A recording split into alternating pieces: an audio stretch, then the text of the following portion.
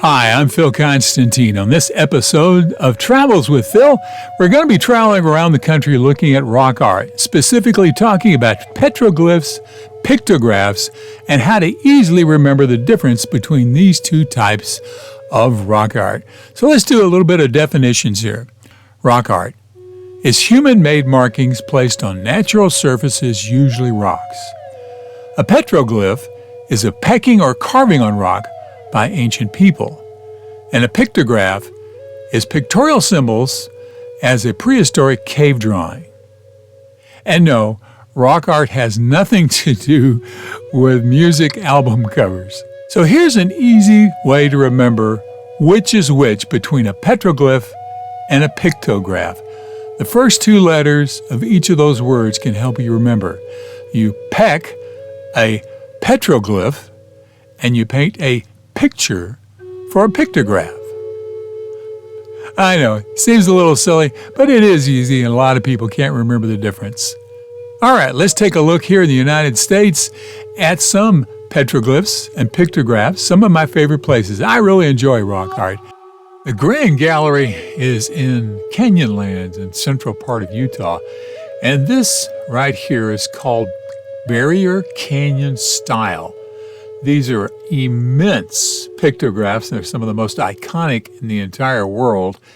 And you can see here, some of these sections may be 200 feet long. The figures you see here, each individual one could be as tall as 7 feet tall. If you look inside, like in the center of this one, you can see multiple different colors that were used in these paintings. And so this took a lot of effort and a lot of planning and a lot of mixing of materials to be able to produce these kinds of things. And they believe they could be over 1,500 years old. Now, these are in San Diego County and in a place called Indian Hill. Now, she's not touching it, but just pointing them out. And this is the big Blue Sun Cave, which may be thousands of years old. You can see by the blue sun marking there. Most of these are believed to be from the Freemont people, which would be 1,000 plus years ago. Now, obviously, there's a few more recent graffiti marks in there as well. Piece of the puzzles. Well, there's some very nice rock art here. Very nice pictographs. These were painted with powdered hematite and maybe some water or some animal fat. You can walk right up to these. This one right here in front of you is, 2 foot tall, something like that. Looks like one thing over another.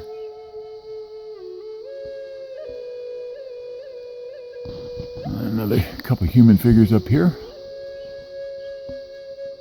And some more things over there, which may have obviously been degraded over the time periods. And the reason why this is called Symbol Cave, well, there are symbols here. These are pictographs. You paint a picture. All right, I moved down just a couple of feet. I'm right, literally, not touching, but right next to it. Not even going to breathe on it. Now we're on the other side of the cave, and lots of stuff here. A little bit. Not a very sturdy perch here, so it's going to shake a little bit. Sort of oranges and reds. More here. Okay, right here, you got somebody. Don't know who, don't know what that was. Part of it's worn away. They mixed certain kinds of rocks with pigments, and sometimes the pigments have gone away, but the minerals are still there. Now these hands, I'm not going to touch the wall, but I'm going to put my hand close to it. So it's a little bit smaller than me. As you can see, part of the bottom of it is cracked off and flaked off and is now broken pieces on the ground. Then over to the left is another one. And this is the one they said is probably the Freemont style. Two different eras in the folks that lived in this area. A couple hundred years apart, as I recall. I have to look that up. Let's change over from pictographs to petroglyphs. Now, these are designed by chipping away at colored stone. Now, a petroglyph is rock that is chipped out of other rock. And basically, this has got a dark finish or veneer to it because of the desert conditions. But what they do is they take a rock, chip away at it, and it reveals the lighter rock underneath it. So it's something that's relatively easy to do, but you have to know what you're doing because you can chip off a rock and waste a lot of time doing it. Now, they don't want people doing it nowadays, obviously. Now, this one to me is a sun burst of some sort. I just happen to like this one. This is somewhat unique. I don't recall seeing it, this exact kind of design in many other places. Newspaper Rock is one of my favorite petroglyph sites. I like it because there's just a whole bunch of them in a small area you don't really have to look at. Here's some older ones of me in 1990 and in 2006. I think I've probably been there about 5 times. I just love it. Travels with Phil continuing at Three Rivers Petroglyph site, New Mexico. Now the brochure says this is probably the most photographed and most famous petroglyph out here. This is a bighorn sheep, and it's got 3 arrows coming into it. And they say that some of the designs here are membranous style. And this is Hummingbird Point, and that's the hummingbird of Hummingbird Point. I'm not touching it, but that gives you an idea of how big it is. And that's a bit of a scramble to get up here. Be very, very careful first off for falling rocks, but make sure you're not stepping or grabbing anywhere that deface anything. Now that's not the only thing out here. There are lots of other spots directly below us there. This is the Wolfman petroglyphs. Fairly easy to reach with a little bit of scrambling. Very close to the road, half mile around walk.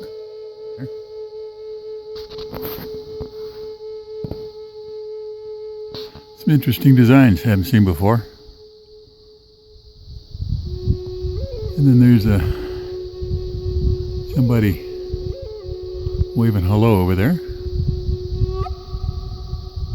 At Junco Canyon, this is up by Una Vida, the ruins, and then these are the petroglyphs that continue along the trail. These are some very nice petroglyphs, very distinct. Some nice spirals up there. Animals.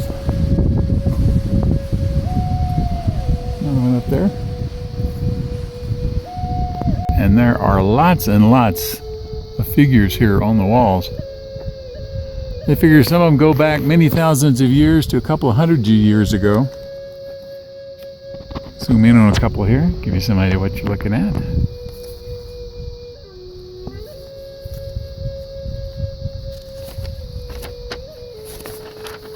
Sorry for the shaking there. And here we have a thunderbird. Just north of Gillespie Dam. I'm calling it the Gillespie site just for lack of a better thing. This is one of the most interesting figures I've seen out here. Here's my stick next to it so you can get some sort of scale. I'm pretty close to it.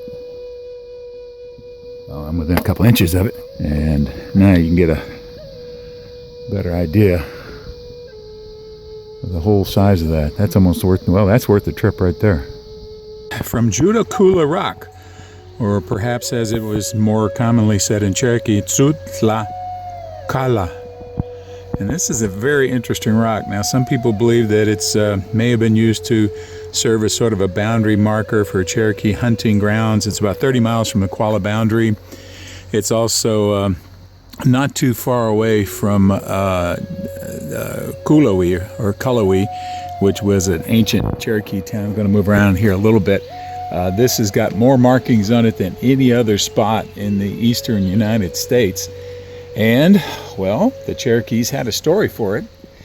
According to Cherokee legend, Judakula was a slant-eyed giant who lived high up in the Balsam Mountains. He guarded his hunting grounds from Judakula's judgment seat. Today he's known as Devil's Courthouse, a site reached from the Blue Ridge Parkway. Once a party of disrespectful hunters came through his land. Judakula chased them down the mountain. With a mighty leap, the angry giant landed near Caney Fork on a large boulder. Putting his hand down to steady himself, he left his mark on the rock's surface. And his marks have also been seen on other boulders throughout Cherokee lands, including near the mother town of Kituwa, a sacred and prominent Cherokee religious center. And what I'm going to do is, it's very, very hard for me to see because of the glare, but I'm going to try to zoom in a little bit here. And right in there in the center should be, here a little bit to the right, it should be his handprint. I'll zoom out a little bit. Another one of my favorite spots is 9 Mile Canyon. This is in central Utah as well. Lots of different panels out here. This is called the Great Hunt Petroglyph. Very, very impressive spot there in central Utah. Lots of others there as well. A lot of scrambling to go see all the sites here on the rocks, and they are all over the place. Lots and lots and lots of them out here. Varying shapes, designs. The site has been consistently lived in, pretty consistently lived in for over 6,000 years. Some folks dated much further back, maybe as far back as 8,000 to 10,000 years on and off living going on in the area. And this area I used on part of the initial intro. So I came in and filled in the just rock areas with black and filled it in with white. That's the basic design. Thank you very much for watching this video. Please feel free to make comments below as long as the language is family friendly. And if you like this video, please click on the thumbs up button below. You can also subscribe to my YouTube channel by clicking on the circle with my picture in it in the lower right hand corner of the video. The arrow is pointing at it now. And once you have subscribed, you can be notified of when I have a new video posted by clicking on the bell icon in the description field below the video. Thanks again for watching.